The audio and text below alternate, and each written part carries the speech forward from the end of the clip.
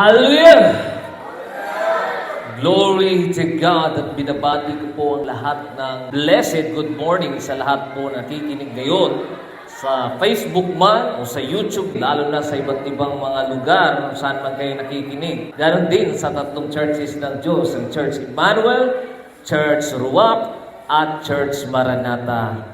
Good morning sa inyong lahat, sa mga lahat na nagbi-ministry ito sa pagluluto, paghuhugas, pagwawalis, pagmamap, pagtutulong, pagbibigay, sa lahat po ng mga lingkod ng Diyos. Good morning po sa inyong lahat. Sabihin mo sa katabi mo, good morning po sa inyo. Amen? And the theme for today's sermon is, sinusukat ng Diyos kung saan ka aabot. Amen? Sinusukat ka ng Diyos kung saan ka aabot. Dito sa mundo, meron tayong mga panukat. At alam niyo ba ang panukat na ginagamit natin? Tape measure. Amen? At minsan, gagamit natin ang tape measure sa gawa ng bahay, sa building, o kaya'y sukatin natin ang buong area. Minsan, gagamitan natin ng geodetic engineer, o minsan nagawa ito ng sketch para makita kung ano kalawak yung area. Amen? At kung sobra ng lawak ng area, sigurado, kinakailangan na ito ng mahabang tape measure. Ewan ko kung ano yung tawag niya, na napakahabang measurement. Pero kung gusto mo lang i-measure yung bahay, sigurado, kinakailangan mo lang ng 30 meters na tape measure or 10 metro na tape measure. At alam nyo ba, kung meron tayong tape measure dito sa lupa na ginagamit natin para panukat, meron ding tape measure ang Diyos. Hallelujah! Panukat ang Diyos sa atin. At gusto ng Diyos, gusto ninyong malaman na meron siyang panukat. Alam niyo ba, ito yung nangyari nung panahon na yun, kapatid. Sa panahon ni Zacarias, inutusan ng Diyos, kapatid, ang isang anghel. Zechariah chapter 2 verse 1 to 5. Muli akong tumingin at may nakita akong isang lalaking may dalang panukat. Isang anghel daw, may panukat. Tinanong ko ito, saan kayo pupunta? Susukatin ko ang luwang at haba ng Jerusalem, sagot niya. Walang ano-ano, lumakad ang anghel, nakausap ko, at sinalubong siya ng isa pang anghel. Ibig sabihin, may panukat ng Diyos. Ay tape measure. Hindi kagaya sa atin na tape measure dito na 30 meters lang, 40 meters. Iba ang panukat ng Diyos. At inutusan ng anghel na sukatin mo ang templo niyo. Sinabi nito sa kanya, bilisan mo! Habulin mo ang binatang may dalang panukat at sabihin mo sa kanya ng Jerusalem ay titirhan napakaraming tao at hayop tulad ng bayang walang pader. Si Yahweh mismo ang magiging pader na apoy ng Jerusalem at ang kaluwalhatian niya ay lulukob sa buong lungsod. Hallelujah! Iba ang panukat ng Diyos. At alam na ng Diyos ang lahat, kapatid. Kaya minsan, sinusukat niya ito, di ba? Ito, sukatin ko dito lang magmumula yung aking hangganan at dun sa unahan. Hindi na pwede dun makapasok ang mga ibang mga tao. Kasi nakikita na ng Diyos na yun lang maliligtas, kapatid. Amen? I-extend naman ng Diyos yan. Lalakihin naman ng Diyos kung nakikita niya na merong mga tao pang nagsisisi. Kagaya nito, kapatid, sa Pahayag 11 verse 1 to 3. Pagkatapos, binigyan ako ng isang panukat na parang tungkod at sinabihan, tumayo ka at sukatin mo ang templo ng Diyos at ang dambana at bilangin mo ang mga sumasamba roon, ngunit huwag mo nang sukatin ang mga bulwagan sa labas ng templo. Sapagkat binibigay na iyon sa mga taong di kumikilala sa Diyos. Amen? Tingnan mo sa Israel, may mga bakod yun, kapatid. May mga pader para hindi ito mapasok na ibang mga tao. Yuyukuran nila ang banal na lungsod sa loob ng 42 buwan. Isusugo ko ang 2 saksi na nakadamit ng sako at sa loob ng 1,260 1,260 araw ay pahayag nila ang mga mensaheng mula sa Diyos. Amen? Pastor JD, sukatin mo ang simbahang ruwak. Hinukat ko, kapatid. Amen. Ito ang kompleto na sukat. Lord Yeshua HaMashiach Jesus Christ. At alam na ng Diyos yun kung gaano kalaki, gaano karami ang mga taong magsasamba sa Kanya. Ay sinukat na ng Diyos. Amen? May panukat ang Panginoon. Amen? At gusto ng Diyos sa inyo na susukatin niya kung gaano kalayo ang pananampalataya mo, gaano aabot ka, kapatid. Minsan kasi, ganito kasi yan. Kung ang Diyos nagsusukat sa iyo, nagtitest sa iyo, kapatid, kung may mga pagsubok kang darating sa buhay, may malaking blessing na darating sa buhay mo. Minsan, ang Diyos sinusukat ka, sinusubukan ka kung saan ka talaga aabot. Ito lang ba ang kalakasan mo, ibibigay mo sa akin? Susukatin ka ng Diyos. Kung may pagsubok man darating sa buhay mo, ibig sabihin yan, may parating na blessing sa buhay mo. Sinusukat ka pa ng Diyos. Kung kaya mo bang tanggapin ang biyaya ng Diyos na ipagkaloob niya sa inyo. Amen? Susukatin ka pa. Step by step, tuturuan ko kayo, kapatid, sa panukat ng Panginoong Diyos. 4 steps na ituturo ko sa inyo bago pa kayong pagpalain ng Panginoong Diyos. Amen? Pag meron kayong mga kapigatian, pagsubok sa buhay nyo, sinusukat kayo ng Diyos, sinusubok kayo niya kung saan ba talaga kayo aabot sa inyong pananampalataya. Ganito ang sinabi ng Diyos. Santiago 1 verse 2 to 4. Mga kapatid, magalak kayo sa tuwing dumaranas kayo ng mga pagsubok kasi sinusukat ka ng Diyos kung kaan ka talaga aabot. Saan naaabot yung 5 pesos mo, saan naaabot yung 50 pesos mo, saan naaabot yung bigas mo, saan naaabot yung lakas mo sa akin. Sapagkat alam ninyong nagdudulot ito ng katatagan sa inyong pananampalataya. Kaya tiisin ninyo ang mga pagsubok upang maging ganap at walang anumang pagkukulang ang buhay ninyo. So gusto ng Panginoon na kinakailangan na i-endure mo ang mga pagsubok na ibibigay sa inyo. Sino ba ang mga sinusubukan dito, kapatid? Kung sinusubok ka, may darating na blessing sa iyo na malaki. Sobra mo ng pagsubok sa buhay na para ka ng bibitaw. Ang sasabihin ko lang sa inyo, huwag kang bibitaw dahil merong blessing na parating sa buhay mo. Merong malaki, lalo na sa mga sinusubok dito, kapatid. Ganon ang Diyos, susubukan niya tayo kung saan tayo aabot sa ating pananampalataya. At tuturuan ko kayo, kapatid, bago pa kayo pagpalain. Hindi basta-basta ang Diyos, kapatid, na magpapala sa isang tao. Sinusubok pa niya ang isang tao bago niya pagpalain ito. Kinakailangan number 1 is pagsunod o obedience. This is the first step bago ka pagpalain ng Diyos. Amen? Kung basahin niyo ang aklat ng Genesis, doon natin mababasa ang mga taong pinagpapala ng Panginoon kagaya ni Abraham. Amen? Hindi pa naging Abraham ang kanyang pangalan, naging Abram pa. Pero dahil siya ay pinagpala ng Diyos, tinawag siyang Abraham. Minsan, ang pangalan mo pinapalitan ng Diyos kapag nandyan ka na sa first step. Amen? Sabihin mo sa katabi, nandyan ka na sa first step. Sina Pedro, pinangalanan ng Diyos, Simon. Iniba yung mga pangalan ng mga apostoles ng Diyos. Hindi ba kayo nagtataka? Kasi nga, pagpalain ka, iibahin na niya ang pangalan mo. Kagaya ni Abram, ginawa siyang Abraham. Amen? Si Abraham, nagsalita ang Diyos sa kanya. Pero maraming pagsubok ang kanyang dinaanan bago pa siya pinagpapala ng Diyos. Hallelujah! Hindi basta-basta ng Diyos bibigay ng blessing sa inyo, kapatid. Gusto niyang pagkatiwalaan ka kung saan talaga aabot. Susukatin ka ng Diyos kung saan aabot ka. Pagsunod, obedience. Genesis chapter 12 verse 1 to 5, dito natin makikita. Ngayon, sinabi ng Panginoon kay Abram pa, hindi pa naging Abraham, lisanin mo ang iyong bansa, ang mga kamag-anak mo, at kahit ang sambahayan ng iyong ama, at pupunta ka sa lugar na ipapakita ko sa iyo.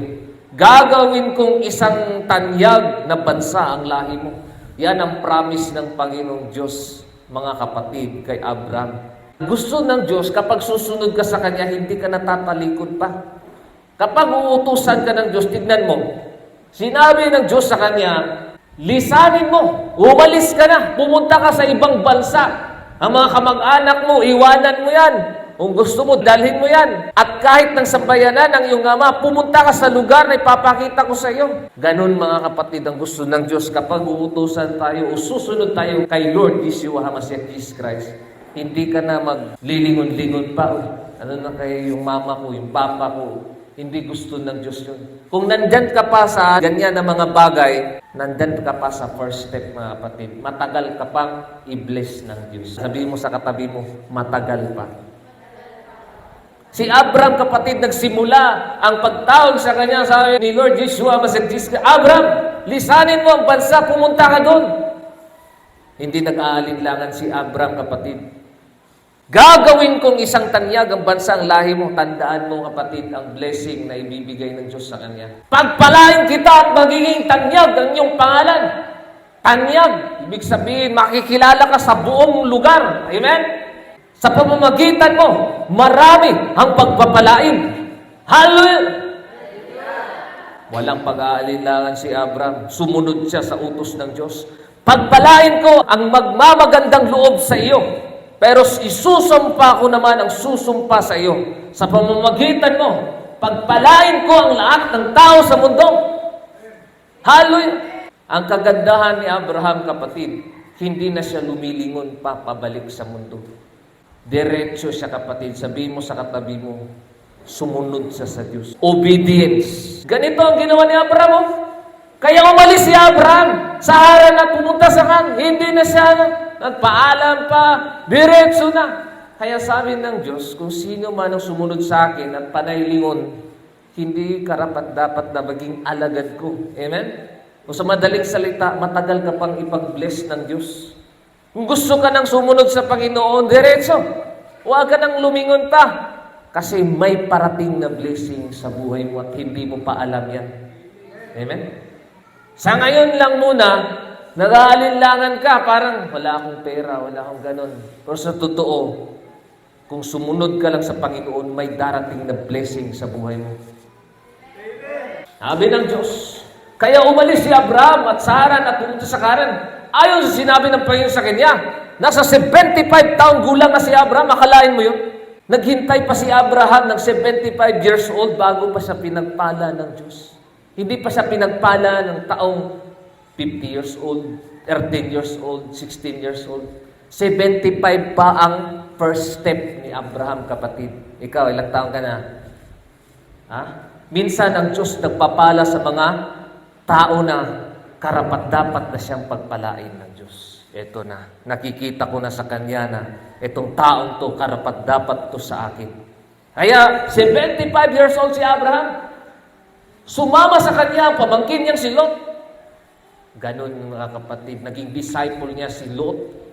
Kasama rin niya ang asawa niya si Sarai at ang lahat ng ari-arian at alipin na tipon nila sa Haran. Amen? Ano ang first step mga kapatid bago ka pagpalain ng Diyos? Pagsunod. Sundin mo ang Diyos. Sundin mo ang Kanyang utos. Kung tatawagin ka na ng Diyos, pumunta ako doon. Bahala na. Basta susunod ako sa Diyos. Ano man ang sasabihin ng Diyos dahil alam ko, pagpalain ako ng Panginoon. Sa isip mo lang yan, ano kaya mangyari sa buhay ko? Hindi na siguro ako makakain. Tingnan mo silang Pedro, silang mga apostoles ng Diyos. Iniwanan nilang lahat. Dahil alam nila na pagpalain sila ng Diyos. Amen? Sinunod niya ang Panginoon. That is the first step, mga kapatid. Sinukat muna si Abraham ng Diyos. Tignan natin kung mahal mo ba mama mo, mahal mo ba papa mo, mahal mo ba lupa mo, mahal mo ba sasakyan mo, mahal mo ba kapatid mo, mahal mo ba siya kaysa higit sa akin. Sinong susundin mo? Sinong Diyos-Diyosan mo? Si Abraham, paisip siya, Diyos to, makapangyarihan, sundin ko siya. Amen? Kaya iniwanan niya. Second step. Pero kung nandun ka pa, okay na yun mga kapatid. Pagpalain ka naman ng Diyos. Pero hindi pa talaga fully blessed. Blessed ba? Pangalawa, pananampalataya. Sinusukat ka kapatid sa pananampalataya mo. Saan aabot ang pananampalataya mo? Pasensya. Di ba, 75 years old na si Abraham, wala pang anak. Pasensya, kapatid. Di ba? Sabi niya, bakit ako pagpapalain ng Diyos? Wala naman akong anak. Parang imposible. 75 years old, asawa na si Sarah, 99 years old. Sabi niya, paano ako pagpalain? Wala pa naman akong anak. Dadami yung aking mga salinlahi sa buong mundo. Hindi pa rin nag-alinlangan si Abraham. Sabi mo sa katabi mo, mataas ang kanyang pasensya. Oo, naghintay mo na siya. Sa atin, lalo na pang makita tayo ng mga magagandang babae, mga gwapong lalaki, di ba, diretso na. Bahala na si mama at si papa.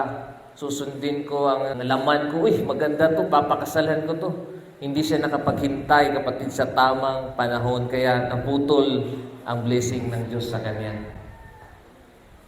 Ganon. The second step, mga kapatid, is pananampalataya at pasensya. Kung talagang karapat-dapat ka sa Diyos. Kung meron kang mga pagsubok na para sa tingin mo, ano ba itong nangyayari sa akin? Huwag kang mag-alala, sinusukat ka ng Diyos kung saan ka aabot. Hallelujah! The second step is pananampalataya.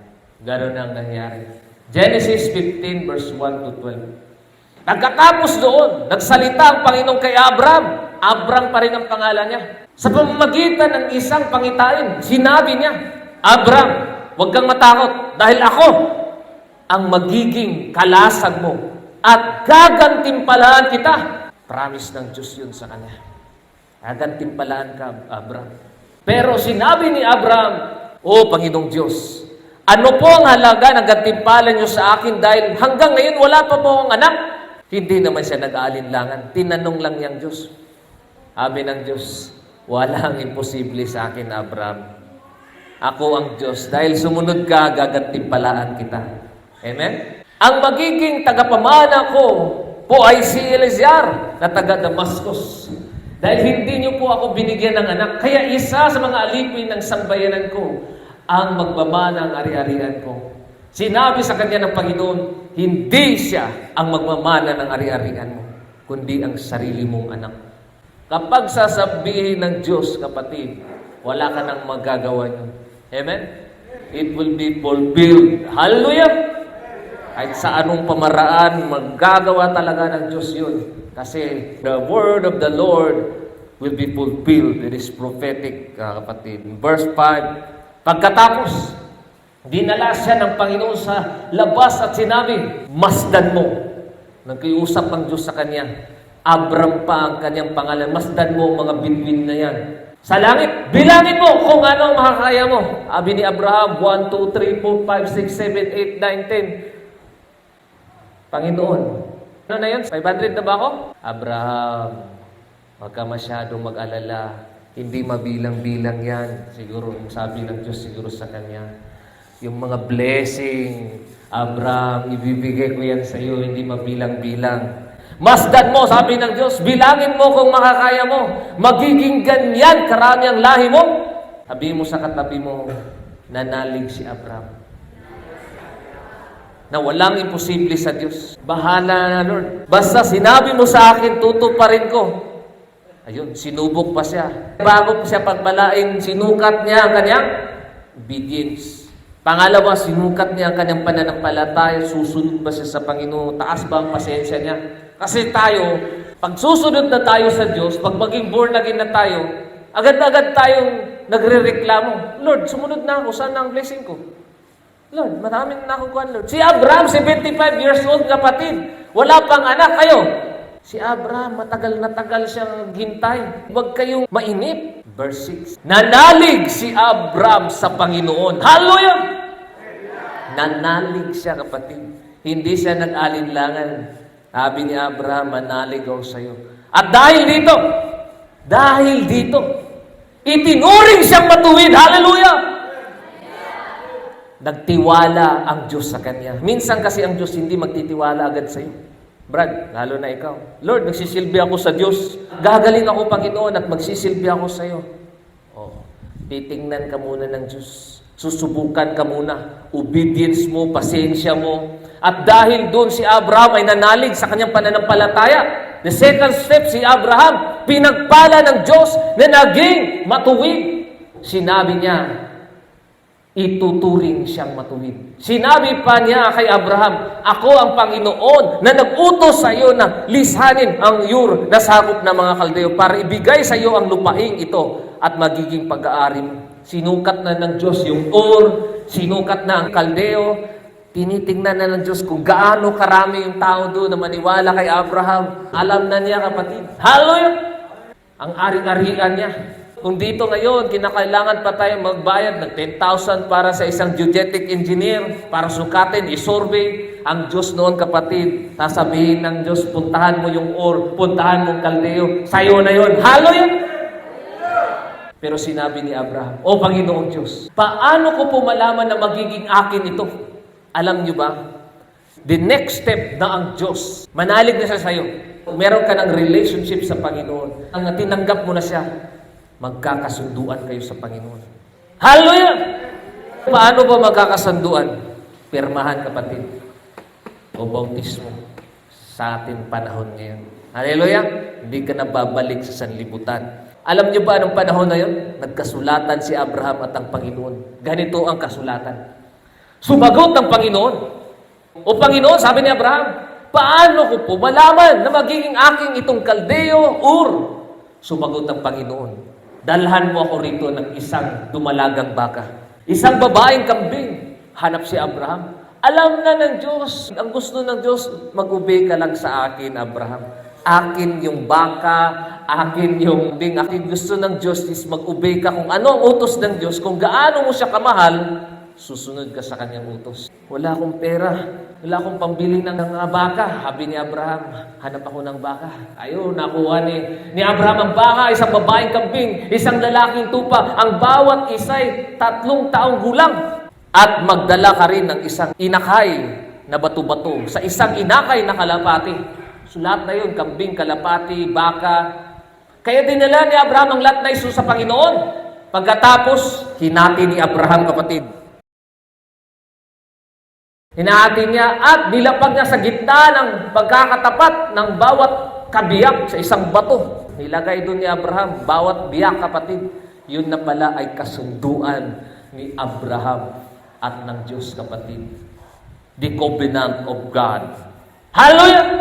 Nagkasulatan na silang dalawa doon. Kaya sabi ko sa inyo, the number 1 step is obedience. At number 2, pananampalataya, pasensya. Nakakala mo parang matagal pa pagpalain ako. Dahil naghintay si Abraham, nanalig siya, naging matuwid siya. At the second step, mga kapatid, nagkasunduan na sila ng Diyos. Nakita ng Diyos, sinukat siya. Magaling. Nakita ko na. Yan ang pananampalataya. Yan kataas ang pag-ibig mo sa akin. Yan kahabang pananampalataya mo sa akin. Ang bato-bato lamang at ang kalapati ay hindi niya hinati. Dumadapos sa hinating mga hayop ang mga ibong kumain ng patay. Pero binugaw ito ni Abraham. Si Satanas siguro, kapatid, gusto niyang pakailaman ng blessing. Minsan kasi kapag nakita ni Satanas na pagpalain ka na, gagawa siya ng paraan para hindi ka pagpalain ng Diyos. Sisirain niya yung kontrata mo sa Panginoon. Amen? Ano mo yung mga satanista, meron silang kontrata kay Satanas. Hindi ba rin ang Diyos din na may kontrata sa atin? Anak kita, di ba? Gagamitin kita, pagpalain kita. Hinating mga hayop ng mga ibong kumakain ng patay, vulture, o binugaw ni Abraham, mais ka sa mga espiritu. Nang palubog na ang araw, nakatulog ng mahimbing si Abraham at matinding takot ang dumating sa kanya. Nakipagsundo na ang Diyos sa kanya. Nagsalita ang Diyos sa kanya, pero meron palang mas gusto ng Diyos sa kanya, kapatid. Pagkatapos sinabi sa kanya ng Panginoon, sigurado ang iyong mga lahi ay maninirahan sa ibang bansa at gagawin sila mga alipin doon at pamamalupitan sa loob ng 400 years. Ngunit paparusahan kung bansang aalipin sa kanila. Pagkatapos, aalis sila sa bansang iyon na dala ang maraming kayamanan. Ikaw naman, Abram, pahahabain ko ang buhay mo at mamamatay ka sa katandaan na may kapayapaan. Hallelujah! Kapag kayo ay sumunod na sa Panginoon at parang meron ka pang binabalik-balikan, balik ka sa sanlibutan. Nandun ka pa, kapatid. Pagpalain ka ng Diyos pero matagal-tagal pa, kapatid, hanggang totally na talaga susunod ka na sa Diyos. Pangalawa is manalig ka kahit matagal na tagal na. Kailan pa kaya ako pagpalain ng Diyos? Di ba sabi ng Diyos, pagpalain ako ng Diyos? Minsan, nag-aalinlangan ka na, huwag kang mag-alinlangan, kapatid. Dahil kung mag-aalinlangan ka, parang ang kamay ng Diyos, gagano na sa iyo, pagpalain ka na, tataas yan, kapatid. At sana blessing ko, wala na. Dahil hindi mo makukuha ang blessing ng Diyos kung wala kang pananampalataya na para kang isang alon, dalawang isip ka, hindi ka pagpalain ng Diyos niya. Amen? Number 3, pag-ibig. Third step bago ka pagpalain. Ang layo pala, pastor. Grabe, kinakailangan ko palang mas maipalalim ko pa ang aking pananampalataya. Nandun pa ako sa step, pastor, na gusto ko pang iwanan yung susukatin ng Diyos ang pag-ibig mo. Kung iniibig mo ang mga mundo, inibig mo ang pera, inibig mo ang trabaho, inibig mo ang bahay, inibig mo ang mga bagay dito sa lupa, susukatin ka ng Diyos kung sino ba talaga ang mas mahal mo. Asawa mo, anak mo, papa, lahat, kapatid, susukatin ka ng Diyos kung saan ka aabot. Amen? Kung magawa mo lahat yan, kapatid, sigurado, pagpalain ka talaga ng Diyos. Amen? Alain ka ng ibibigay ng Diyos sa iyo, kapatid. Ako, nandito pa siguro ako sa mga step na mga ganyan siguro. Hindi ako nagsasabi na, tapos na ako sa first step, second step. Baka dito na siguro ako, kapatid. Siguro sinusubok na din ako. O kayo din, kung meron ba sa inyo. Genesis 22 verse 1 to 16. Pagkalipas ng ilang panahon, sinubok ng Diyos si Abraham. Tinawag na siyang Abraham, mga kapatid, dahil nakaanak na siya si Isaac. Amen? Pinagpala na siya, natupad na yung blessing ng Diyos. At kapag meron na siyang blessing na malaki sa inyo, kapatid, susubukan ka na naman ng Diyos. Titignan kita kung talagang karapat-dapat ka talaga sa akin. Amen? Saan ka aabot sa akin, ha? Kaya si Abraham, kapatid, ganito. Tinawag siya ng Diyos, Abraham. Narito po ako, tugon naman niya. Sinabi sa kanya, isama mo ang kaisa-isa at pinakamamahal mong anak ni si Isaac at magpunta kayo sa lupain ng Moriah. Yun na ang final step ni Abraham, kapatid, yung kanyang mahal sa buhay. Kung sino ba talaga ang mahal niya? Anak ba niya si Isaac o ang Diyos? Tingnan natin kung...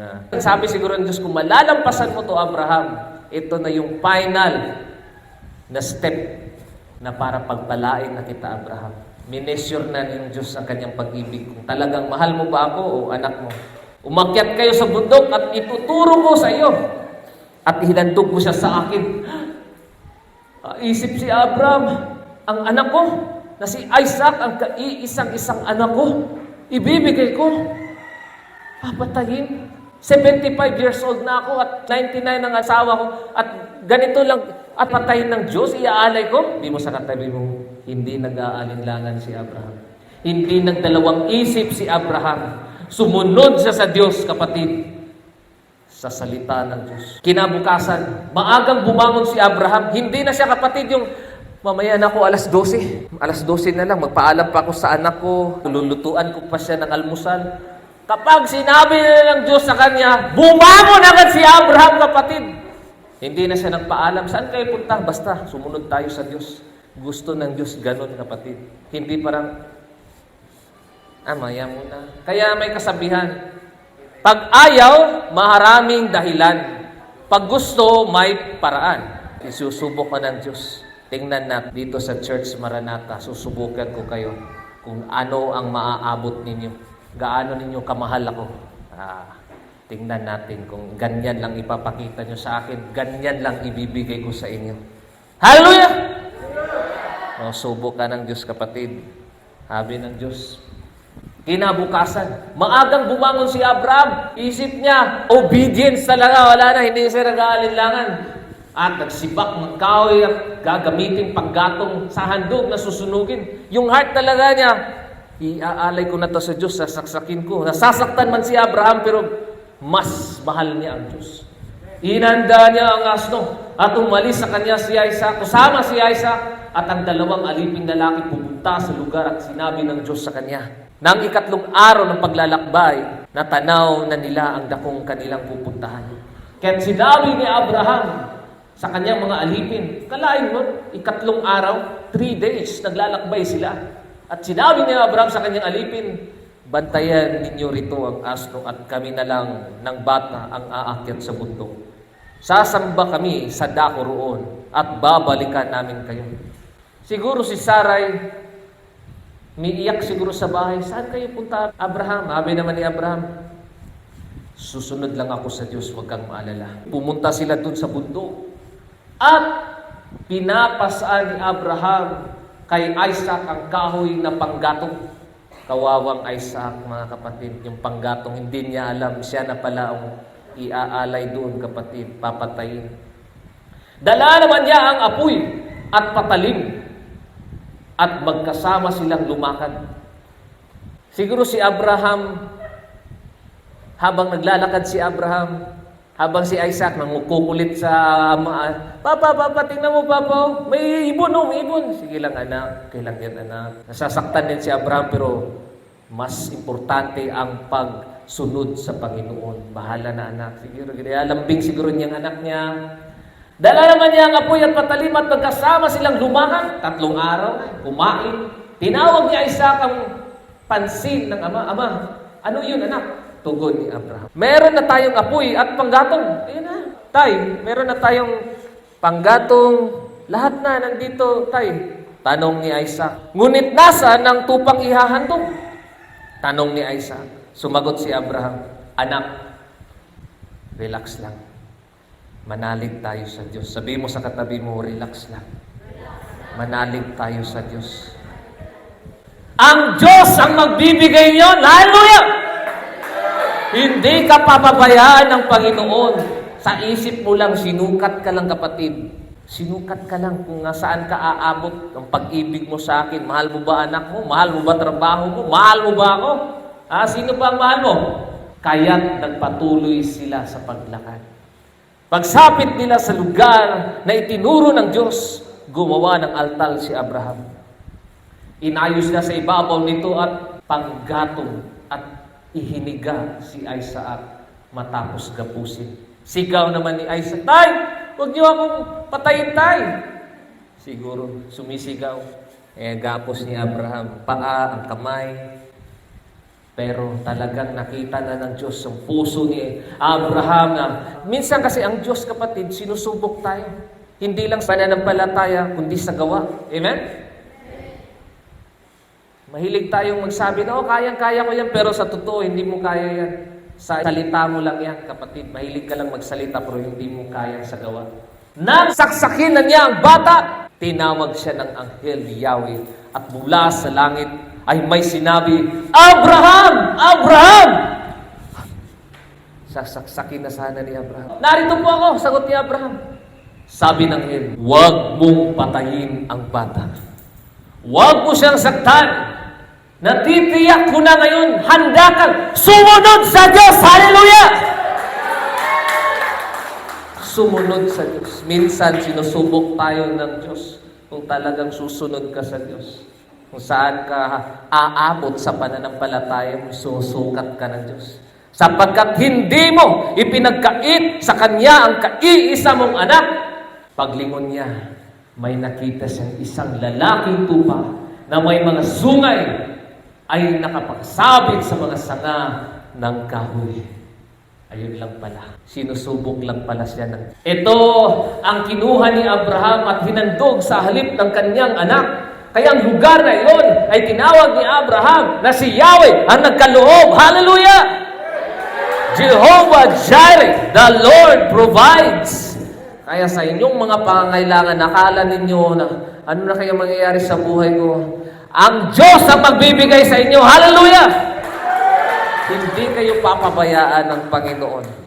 Magpaghanggang ngayon, sinabi ng mga tao sa bundok ni Yahweh ay may nakalaan. Mula sa langit, nagsalitang muli kay Abraham ang anghel ni Yahweh.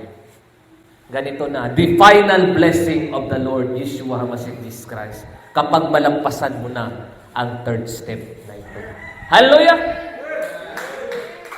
Ako'y nangako sa pamamagitan ng aking pangalan, Yahweh! Hallelujah!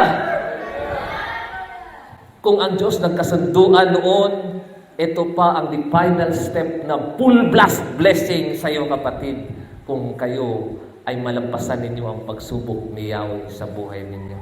Pangakuan kayo ng Diyos at hindi sinungaling ng Diyos. Sapagkat hindi mo ipinagkait sa akin ang kaisa mong anak, pagpalain kita, hallelujah!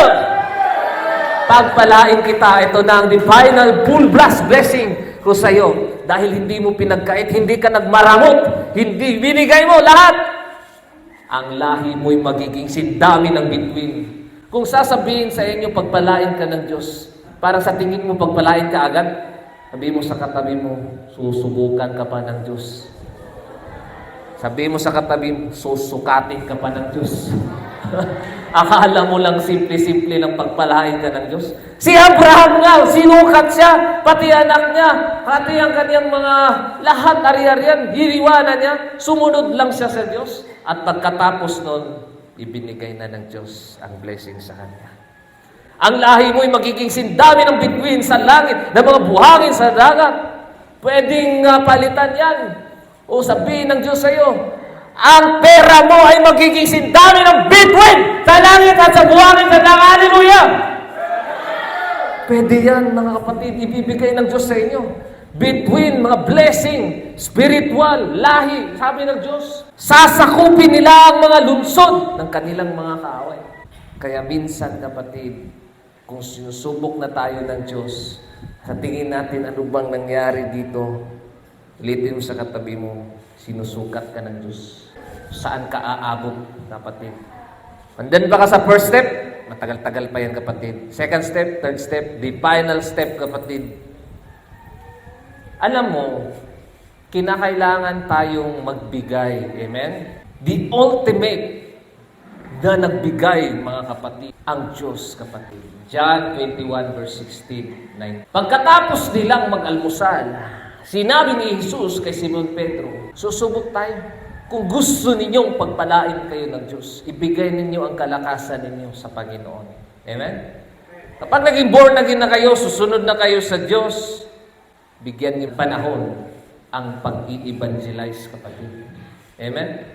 Subok kayo ng Diyos kung, pagpalain ko kaya to, lalong lulugmok to sa trabaho, hindi na to makapag-evangelize sa akin.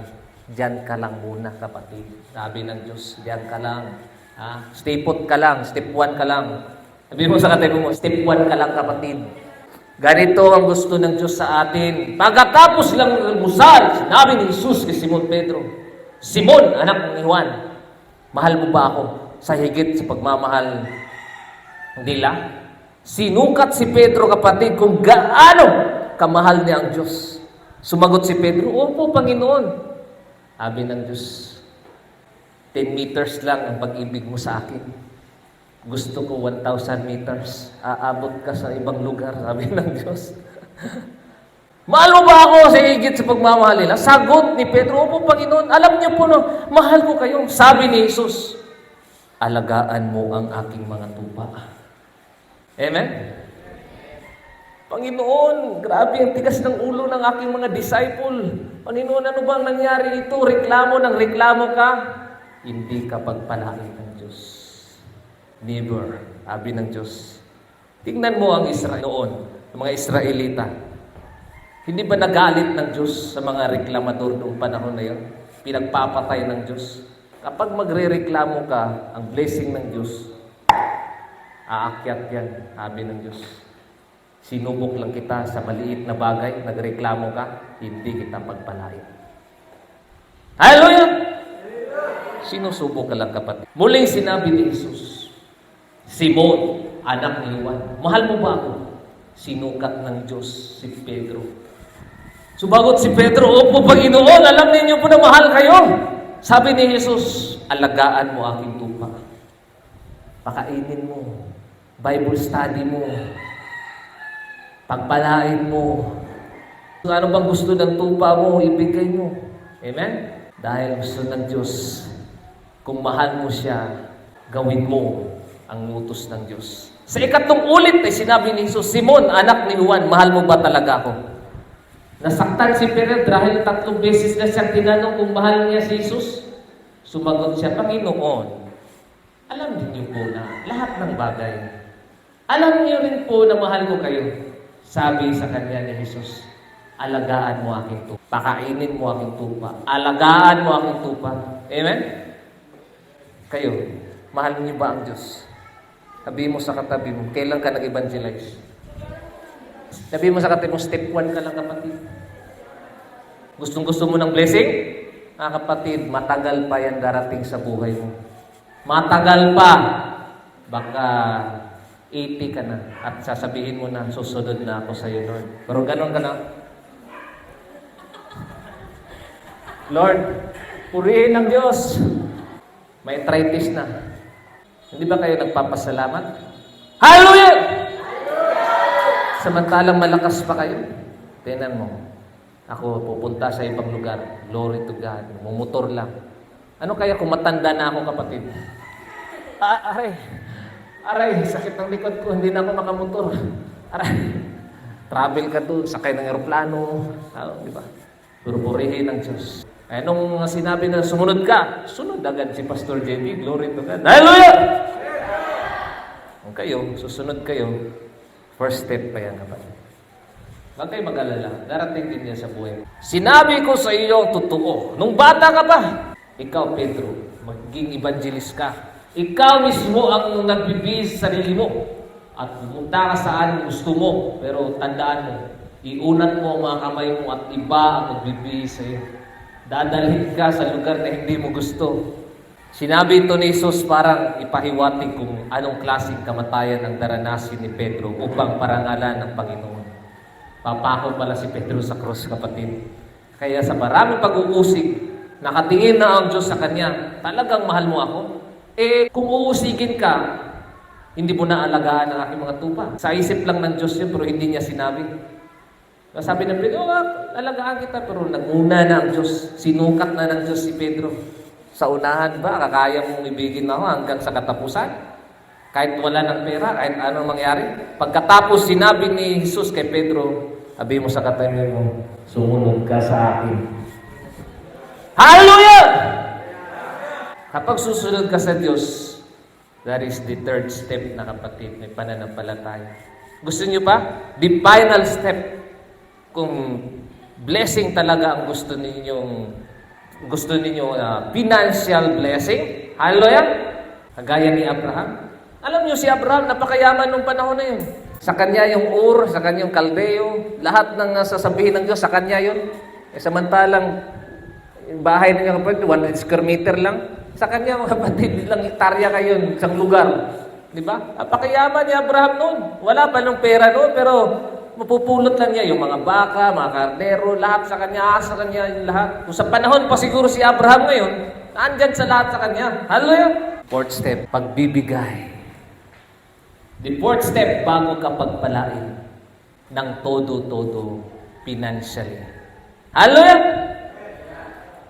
Alam nyo, kinakailangan magbigay tayo, mga kapatid. Hindi sa pamimihera, kundi ito ay talagang kinakailangan natin gawin. Kasi mismo ang Diyos nagbigay din. Hallelujah! Alam niyo ba ang binigay niya? Hindi niya pinagkain ang kanyang buhay. Hallelujah! John 15 verse 13. Ang pinakadakilang pag-ibig ay maaaring taglayin ng sinumang para sa kanyang mga kaibigan ay ang ialay ang kanyang buhay para sa kanila. Love sa Diyos. Ano ba talaga ang love mo sa Kanya? Ibigay mo, kapatid, ang nararapat sa Kanya. Ang Diyos ay nagbigay na. Gusto ninyong pagpalain ng Diyos? Hindi ka marunong magbigay. Yes, sabi ko, bigay. Kahit saan, kahit sino. Kung may humingi ng tulong, magbigay kayo. Sabi mo sa katabi mo, susukatin ka ng Diyos. Kung ganito lang yung ibinigay mo, kapatid, 1 meter lang, sabi ng Diyos, ganito lang kadami din ang ibibigay ko sa iyo. 1 meter lang. Amen? Ganito sinabi ng Diyos, kapatid. Lucas 6 verse 38, magbigay kayo, kayo'y bibigyan din. Hustong takal, siksik, liglig at umaapaw ang ibibigay sa inyo. Sapagkat ang panukat na igagamit ninyo sa iba ay siya rin gagamitin panukat sa inyo. Hallelujah! Tingnan natin. Yan lang bigay mo? Ganyan lang din ang ibibigay ko sa inyo. Amen? Mga kapatid, minsan susubok ka ng Diyos. Talagang iniibig mo siya. Alam mo, nakatingin ng Diyos sa atin. Dito natin makikita na ang Diyos ay tumitingin sa lahat ng bibigay, kapatid. Dahil ito, Mark 12 verse 41-44. Naupo si Jesus sa tapat ng hulugan ng may kaloob sa templo at pinagmasda ng mga nahuhulog ng salapi. Ibig sabihin, ang Diyos ay nagmamasid sa iyo, sa lahat sa iyo. Very good. Mahal niya ako. Napansin niyang maraming mayaman. Napapansin niyang mayaman. Napapansin niya ang pulubi. Ang nahuhulog ng malaking halaga. Lumapit naman ang isang biyudang dukha at naghulog ng 2 salaping tanso. Tinawag ni Jesus ang kanyang mga alagad at sinabi sa kanila, sinabi ko sa inyo, ang inandog ng biyudang iyon ay higit na marami kaysa hininhulog nilang lahat. Hallelujah! Napansin ni Jesus, kapatid. Sinukat niya ang byuda.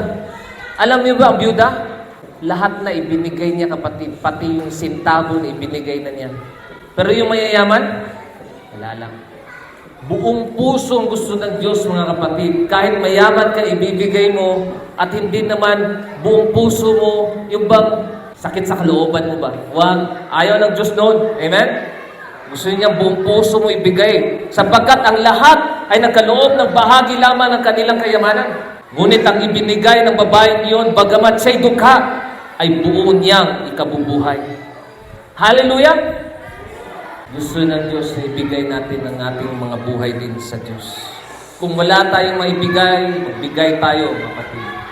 Mga taga-Roma 12 verse 1, kaya nga mga kapatid, alang-alang sa masasaganang habag ng Diyos sa atin, ako'y nakiusap sa iyo na ialay ninyo ang iyong sarili bilang isang handog na buhay, banal at kalugod-lugod sa Diyos. Ito ang karapat-dapat na pagsamba ninyo sa Diyos. Hallelujah! Ano ang number 4? Magbigay. Malakias 3 verse 10-12. Dalhin ninyo ang buo ang inyong mga ikasampung bahagi sa tahanan ng Diyos upang matugunan ang pangangailangan sa aking tahanan. Subukin ninyo ako sa bagay na ito. Kung hindi ko bubuksan ang mga bintana ng langit at ibubuo sa inyo ang masaganang pagpapala. Hallelujah! Sukatin ka ng Diyos. Hindi ko rin mahahayaang santalahin ng mga balang ang inyong pananim. Kung may negosyo ka, pagpalain nyo ng Diyos. Hallelujah! Kung may trabaho ka, pagpalain nyo ng Diyos. Yung source of income mo, pagpalain ng Diyos yan. At mamumunga ng sagana ang iyong mga ubasan. Ibig sabihin, mga blessing, darami sa inyo, kapatid. Dahil dito'y sasabihin ng lahat ng bansa na kayo'y mapalad sapagkat napakainam manirahan sa iyong lupain. Sabi ni Yahweh na makapangyarihan sa lahat. Lampakan natin ang Diyos. Dapat lang, kapatid. Roma 12 verse 6. Sapagkat ibinigay ng Diyos sa bawat isa ang nararapat ayon sa kanyang gawa. Second, mga taga-Korinto 13 verse 5. Suriin ninyo ang sarili ninyong taglay, may pananampalataya kayo kay Kristo. Tingnan ninyo mabuti ang inyong sarili. Hindi ba alam na si Kristo ay nasa iyo? Maliban na lang kung hindi kayo tunay na nanampalataya. Mga kapatid, suriin ninyo ang buhay ninyo. Kung nasan na ba kayo? Sa first step, second step, third step, fourth step. Kung gusto niyo ng blessing ng Diyos. Alam niyo, ang Diyos ay sinusubok tayo ng Panginoon. Amen? Sinusubok ka. Kung saan ka aabot. Mag-i-evangelize ka? Ang pag-ibig mo sa Kanya? Ha? Yan lang ba ang ipapakita mo sa Diyos? Yan lang ba ipapakita mo sa Diyos? Every Sunday? Ipapakita mo na upo-upo ka lang dyan sa Sunday, mga kapatid? Sabi ng Diyos, hindi kita pagpalain, anak. Bibigyan lang kita ng kalusugan dahil mahal kita. Dahil mahal mo ako. Pero kung gusto mo ng sobra-sobra blessing, gawin mo yun, kapatid, at pagpalain ka ng Diyos. Maghintay ka lang, huwag ka nang mainip, bigyan ka ng Diyos. Hindi niya papabayaan kayo. Hallelujah! Hindi kayo papabayaan, sabi ng Diyos.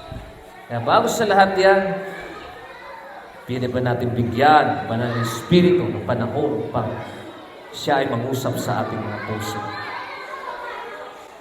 Karapat-dapat ka ba sa Diyos, kapatid? Pwede mo siya tanggapin ngayon sa puso. Sinusubok ka. Alam ko, may gusto sabihin ng Diyos. Hallelujah! Purihin po kayo, Panginoong Diyos. Maniwala po kayo sa sinabi mo, kapatid. Luna, Espiritu Santo. Hallelujah, hallelujah. Dahil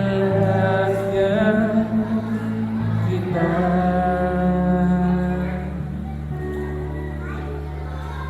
sigla at lakas ng mahina.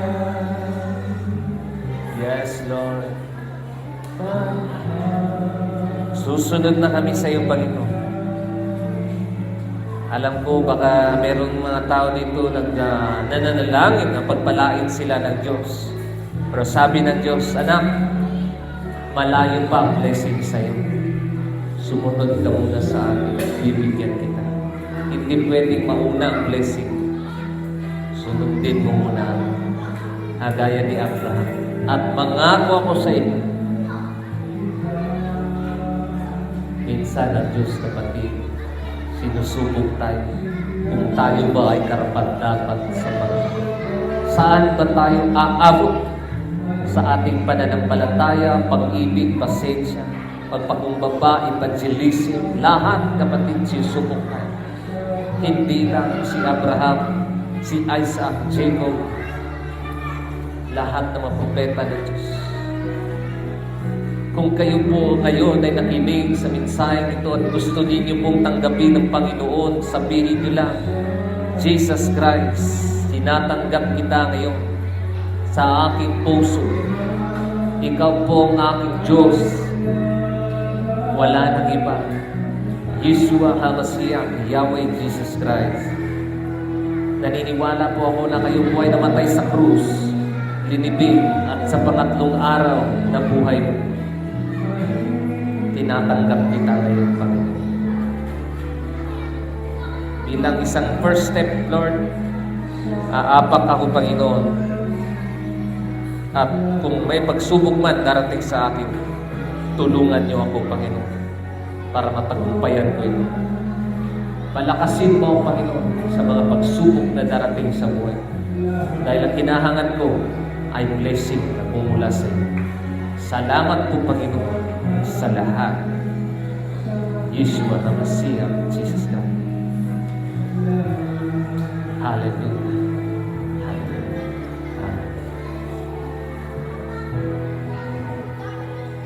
Panginoon, marami pong salamat sa lahat po, Panginoon, mga tao na narito, Lord, sa Church Maranatha, lalo na po, Panginoon, sa mga kabataan, sa mga bata, sa mga may edad, sa mga kapatiran namin na nakikinig ngayon, Lord, sa iba't ibang lugar. Lord, salamat sa mensahe na pinarating mo sa amin, Lord. At alam namin, ina-acknowledge mo ito, Panginoon, sa kaharian mo ngayon. Na kung sino man ang gagawa ng mga step na ito, ay pagpalain mo, Panginoon Diyos. Panginoon, sa mga tao pa nahihirapan sa kanilang mga pagsubok sa kanilang buhay. Kayo na po ang bahala, Panginoon. Yeshua HaMashiach Jesus. I-bless niyo din sila, Lord, sa kanilang pangangailangan, lalo na, Lord, sa kalusugan, sa kanilang negosyo, sa hanap buhay, sa kanilang mga anak, pamilya. Iligtas niyo din, Panginoon, ang kanilang mga mahal sa buhay. At ingatan niyo din sila sa panahon, sa paglalakbay nila. Yeshua HaMashiach, Yahweh Jesus Christ. Ingatan niyo ang mga bata at lalo ng kanilang pamilya, Lord. Imukin mo kanilang mga puso na payagan ang lahat ng mga bata magsimba sa Church Maranatha. At pagpalain mo ang Church Ruach, Panginoon, Church Emmanuel, at Church Maranatha. Lahat po, Panginoon, ng mga lingkod mo na nagbibigay, nagbibless, nagtutulong, lahat, Panginoon, ng mga kapatiran na narito, Panginoon, simula sa pagbubukas, lutong, paghatid sunto, pagsiserve ng pagkain, pag-bless, financially, kayo na po ang magbalik sa kanila, Panginoon, ng siksik, liglig, at umaapaw, at isaktong takal, Panginoon, umaapaw sa isang basket, Panginoon, sobrang blessing na ibibigay niyo sa kanila. Salamat po sa lahat, Panginoon, at nataas namin ito, Panginoon, sa makapangyarihang pangalan ni Yeshua HaMashiach. Salamat sa mga pagsukat mo sa amin. Hallelujah! Amen. Glory to God. Palakpakan po natin ang Panginoon. Hallelujah! Glory to God.